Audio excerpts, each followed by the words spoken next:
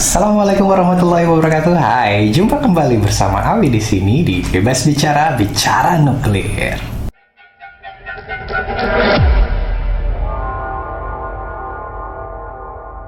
Oke, masih bicara tentang nuklir di sini, tentunya dengan gestar kita Pak Sudarto. Assalamualaikum warahmatullahi wabarakatuh. Hai, apa kabar Pak Sudarto? Waalaikumsalam warahmatullahi wabarakatuh. Sehat-sehat Mas? Oh, sehat ya, wah luar biasa nih. Alhamdulillah sekali ya bisa ngobrol bareng lagi nih gitu kan. Karena saya sendiri masih penasaran gitu kan tentang manfaat dari ketenaga nukliran ini juga ya kan, dan beberapa audiens juga kan yang menanyakan apalagi nih manfaatnya, coba dong tanyain katanya sih gitu ya kan. Dan buat teman-teman semuanya yang mau tanya-tanya boleh lah, nanti tinggal dikirim aja pesannya ke bawah sini ya nanti tapi gitu. Oke. Ya kalau gitu kita langsung lanjut aja ngobrol sama Pak Sudarto di sini, seorang praktisi, seorang ahli, seorang profesional di bidang ketenaga nukliran, dan menyambung di pembahasan sebelumnya nih Pak, tentang manfaat ketenaga nukliran, tentang radiasinya. Itu apa lagi sih Pak selain yang kita bicarakan di season sebelumnya ini? Memang kemarin sudah kita bicarakan secara umum gitu ya. Ada yang belum kita bahas gitu ya. Misalnya publik itu sebenarnya sudah sangat mengenal, sangat merasakan manfaatnya gitu ya. Misalnya ketika kita perjalanan jauh melalui bandara itu kan diharuskan itu melalui yang namanya portal keamanan itu. Metal detektor ya kalau nggak salah ya. Ya, di sana ada metal detektor, yang handheld monitor, handheld metal detektor, ataupun portal itu yang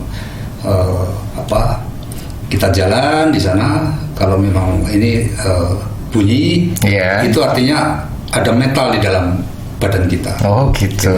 Tapi nggak cukup Mas sebenarnya. Jadi hanya bisa mendeteksi metal saja. Sementara ada sebenarnya barang bawaan lain yang harus diketahui gitu ya. Nah, radiasi itu sifatnya tembus gitu ya. Tembus pangkal sehingga mampu mendeteksi bagasi yang masuk itu di X-ray itu di bandara itu akan terlihat mana yang mencurigakan kan gitu. Jadi levelnya ada 3: aman, mencurigakan, kemudian membahayakan. Wow, luar biasa ya kan? Iya. Luar biasa, aman, mencurigakan, membahayakan. Iya. Dan kalau dari tiga yang disebutkan tadi ini, itu ciri-cirinya seperti apa Pak? Mungkin bisa dijelaskan lebih spesifik ya? Di dalam monitor X-ray monitor itu memang kelihatan. Yang sangat jelas berarti aman, clear gitu ya. Kemudian ada yang samar-samar. Nah itu kadang-kadang dibongkar Mas. Dibuka, harus di-declare itu. Kemudian yang sangat berbahaya. Nah ketika ditemukan misalnya bahan-bahan eksplosif seperti bom gitu, maka itu X-ray-nya dimatikan. Kemudian diperlakukan khusus gitu. Pemeriksaan dan penjinakan dan segala macam. Kalau nggak dimatiin itu malah jadi berbahaya ya, memicu ledakan ya jadinya di situ ya. Sebenarnya nggak sejauh itu. Mati itu hanya sebenarnya untuk menyetop aktivitas. Di stop, kemudian lapor pimpinan, kemudian dilakukan evakuasi atau penjinakan segala macam. Di situ Mas. Jadi peran radiasi ini sebenarnya bukan hanya itu. Jadi faktanya itu banyak penyelundup yang tertangkap di sana. Wow, luar biasa loh. Penyelundupan narkotika, heroin segala macam itu bisa digagalkan oleh peran radiasi ini. Wow. Itu udah sangat nyata kegunaan radiasi. Luar biasa berarti ya, menggunakan teknologi ketenaga nukliran kita bisa menyelamatkan bangsa mungkin gitu ya. Luar biasa kan, seperti itu ya kan. Tapi kalau bicara radiasi itu kan otomatis ada yang terradiasi. Mungkin kalau barang-barang ya kan yang kita kalau masuk bandara itu dicek semuanya. Mungkin kalau barang tuh nggak terlalu yang gimana-gimana ya kalau perihal radiasinya. Nah kalau ada orang yang lewat gitu kan, tingkat radiasinya itu membahayakan atau tidak, Pak? Jadi gini Mas, X-ray generator itu, mesin X-ray itu sebenarnya bahayanya itu ketika dibuka, gitu. Itu pun radiasinya sebenarnya hanya 1 sampai 10 microsievert per jam. Tapi ketika ditutup, kan gitu, ketika ditutup, jadi bukan hanya X-ray di bandara, X-ray di tempat lain, itu juga aman ketika ditutup dengan metal, dengan timbal. Jadi bisa berkurang sepersepuluhnya, Mas. Jadi aman banget. Jadi kira-kira 1 microsievert per jam itu sangat rendah untuk pekerja, untuk publik pun juga masih rendah. Nah, kemudian tingkat radiasi itulah yang sebenarnya yang harus diatur, kan gitu. Jadi bukan hanya casingnya, tapi juga berapa lama pekerja ada di sana. Nah itu peran ini Mas, peran badan pengawas sebenarnya itu juga ada ada andilnya di sana. Ada pengawasannya juga ternyata ya. Oke, dari setiap alat-alat yang menggunakan teknologi ketenaga nukliran. Gitu. Benar. Ada pengawasnya. Kalau di Indonesia sendiri itu siapa yang mengawasi untuk di teknologi ketenaga nukliran atau di bidang nuklir sendiri gitu loh? Sebenarnya penggunaan radiasi ini sudah diawasi oleh Badan Pengawas Tenaga Nuklir, Bapeten itu. Pengawasan itu menurut Undang-Undang Nomor 10 tahun 97 itu melalui perizinan, inspeksi, regulasi. Jadi dilarang menggunakan radiasi pengion itu atau sumber radiasi pengion kecuali mendapat izin dari Badan Pengawas. Gitu Mas. Nah, ketika melakukan permohonan izin gitu, itu baru dikasih izin ketika memenuhi persyaratan.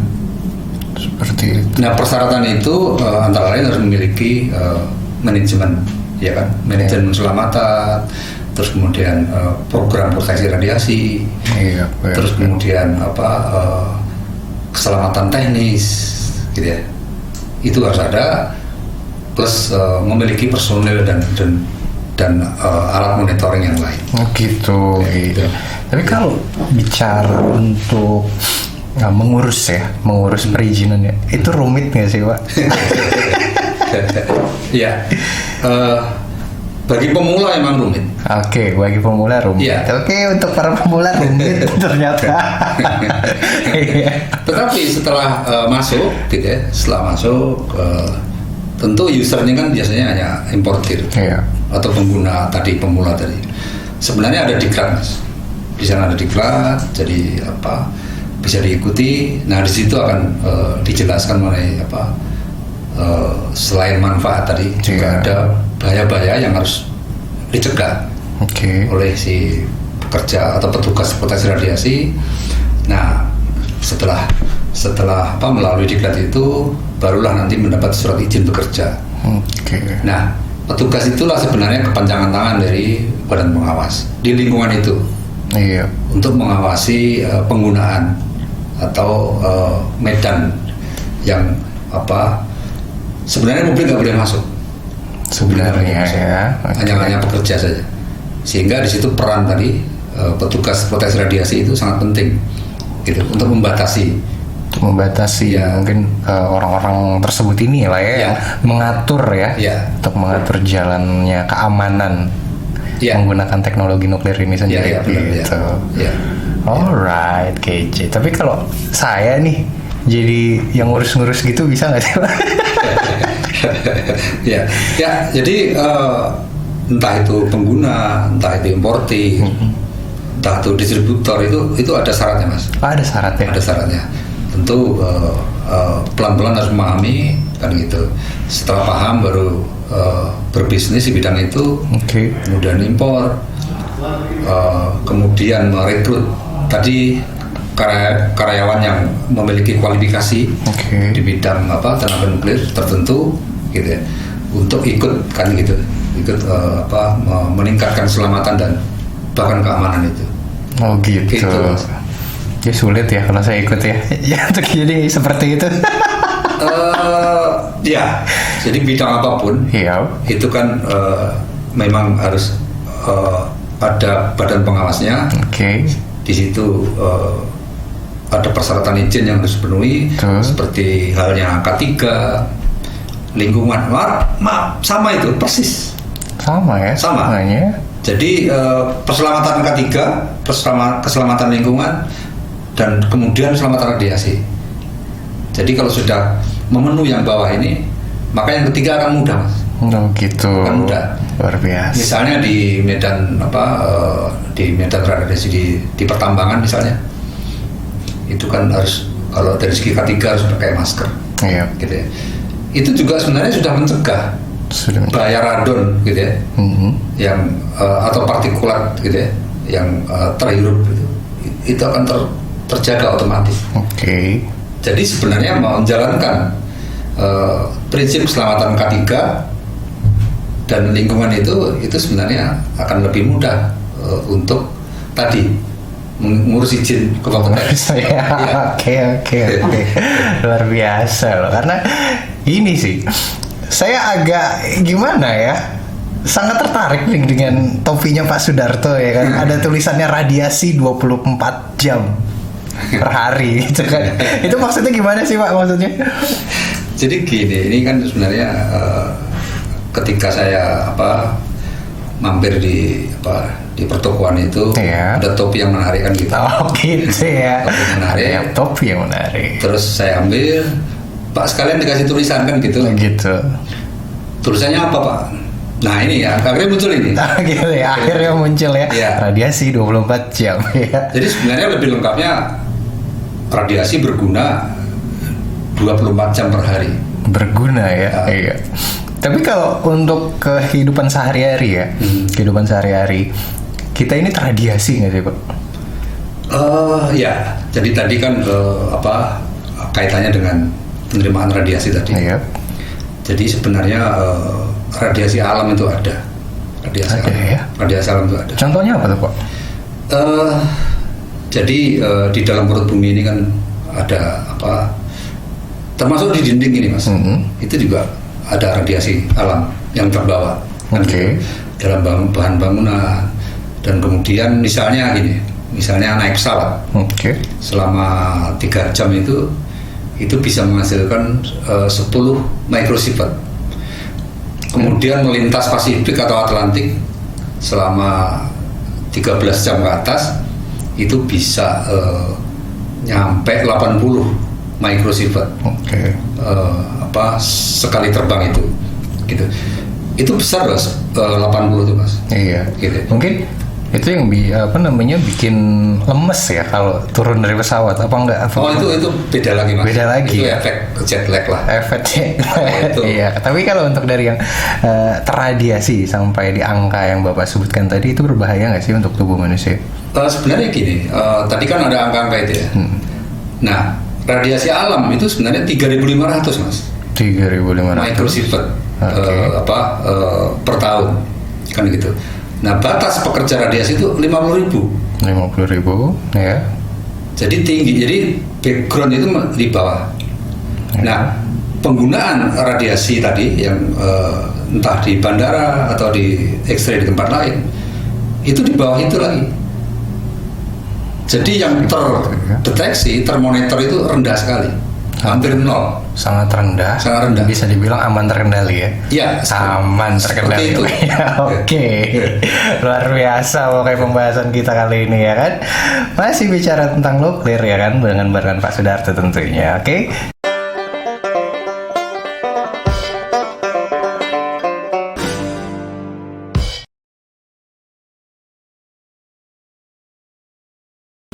Yap, setelah ngomongin radiasi yang 24 jam, ya kan, setiap hari kita nih terradiasi. Ada Pak Sudarto sih gitu. Terus kalau yang lain-lain ya kan, bicara radiasi lagi nih, untuk hal-hal lain yang di kehidupan sehari-hari kita ini, yang mungkin ya Pak, mungkin dapat membahayakan, itu ada nggak sih Pak? Jadi gini Mas, potensi bahaya itu ada aja sih. Ada ya? Ada saja. Tapi kan gitu kan. Tapi karena menggunakan radiasi itu kan harus ditimbang. Ada namanya justifikasi. Oke. Jadi manfaat harus lebih besar dari mudarat. Iya. Kan gitu. Mudarat itu kalau bahaya tadi. Iya. Kan gitu.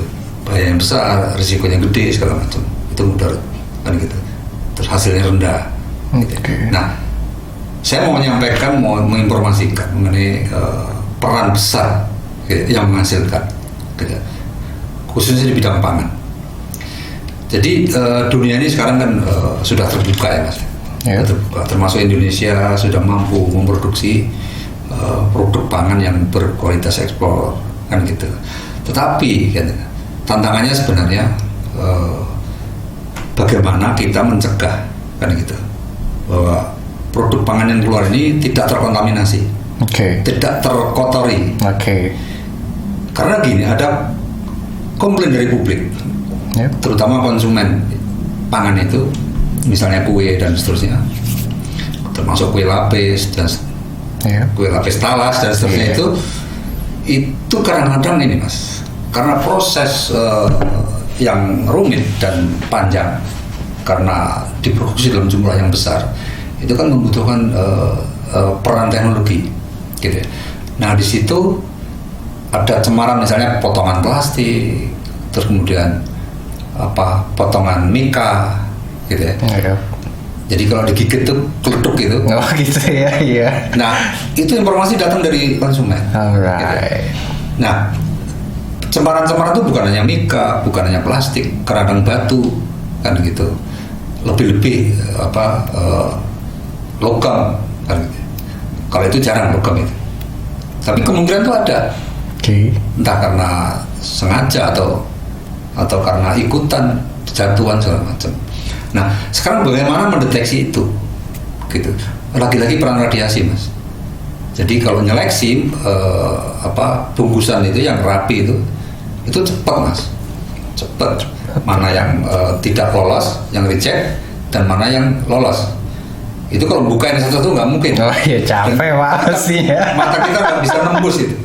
Iya. Tapi radiasi ini tembus. Dan dia akan mengatakan kalau ada kotoran pasti bunyi reject. Nah, peran radiasi di situ, gitu ya. Tapi tadi mengenai bahaya dari sejauh mana itu memang sama dengan tadi, bahaya X-ray itu ada dimanapun, gitu ya. Tetapi kan gitu. Tapi memang produsen X-ray itu sudah mengatur sedemikian rupa sehingga sepanjang masih ada box penutupnya itu mengandung stainless steel dan timbal, Mas. Timbal itu penahan radiasi. Gitu. Itu ketika diukur di luar itu dalam batas yang aman. Alright. Itu.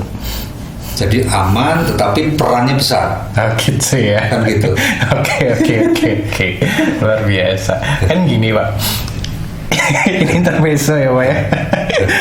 Saya jadi keingetan gini, kalau di luar nih lagi di jalan, kan ada tuh namanya nasi timbel. Itu berarti nasi yang tidak terkontaminasi. Nasi yang mampu menahan radiasi. Iya, mampu menahan, luar biasa ya. Pelesetannya begitu tuh. Iya, kayak gitu. Berarti pangan yang luar biasa Pak, kayak gitu. Mantap itu berarti. Sangat menarik ya kan kalau bicara sama Pak Sudarto, seorang profesional dan ahli di bidang nuklir gitu kan. Dan pembahasan sebelumnya kita ngomongin perihal pangan. Ya kan. Kalau untuk sudut yang lebih jauh lagi nih Pak, perihal pangan itu apalagi Pak? Edukasinya untuk teman-teman di luar sana seperti itu. Iya, jadi banyak sebenarnya kriteria pangan yang lolos ke publik disenangi publik, berstandar internasional itu banyak. Seperti burger. Itu kan ada buletan gitu ya. Iya. Roti bulat. Itu kan seragam tuh Mas. Dan produksinya massal banyak sekali.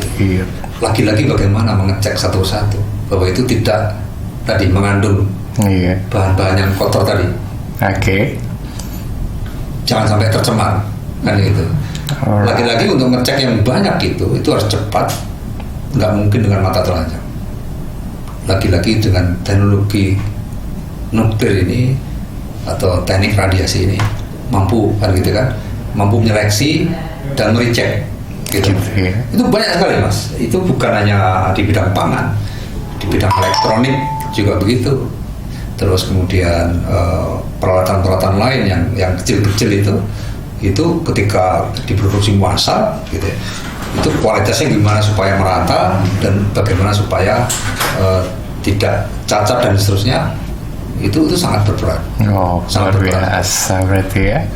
Ya, selain itu mungkin yang dalam kehidupan sehari-hari ya, dalam kehidupan sehari-hari yang menurut Bapak nih, seorang ahli ketenaga nukliran, apa aja sih yang kemungkinan kami nih, saya gitu kan, akan terradiasi oleh hal-hal yang mungkin sifatnya itu akan merugikan di kemudian harinya? Ada nggak sih Pak seperti itu?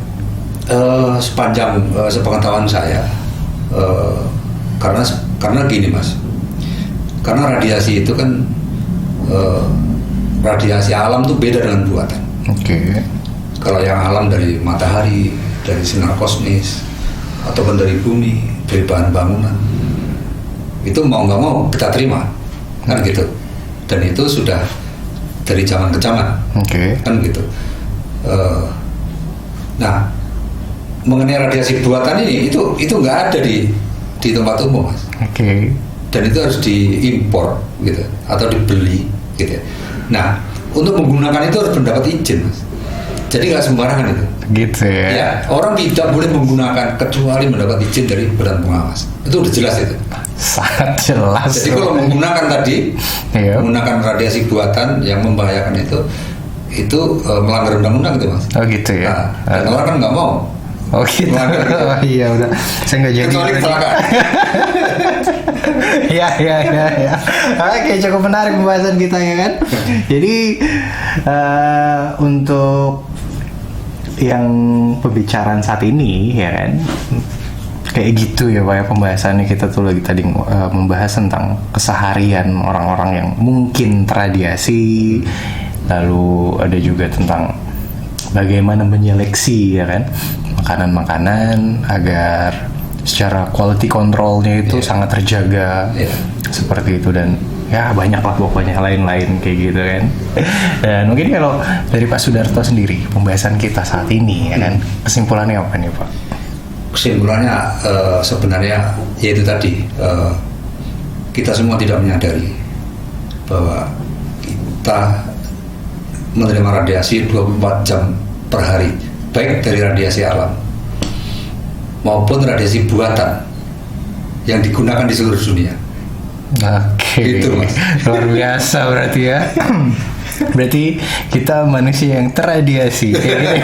Oke, buat semuanya, makasih banyak yang udah ngikutin kita di Bebas Bicara Nuklir, ya kan? Masih dengan Pak Sudarto tentunya di sini. Dan kalau senang, kalau mau komentar, kalau ingin tanya-tanya, ya kan, di komen aja di bawah, ya kan. Tapi jangan lupa juga di like dan subscribe. Gitu aja dari aku ya.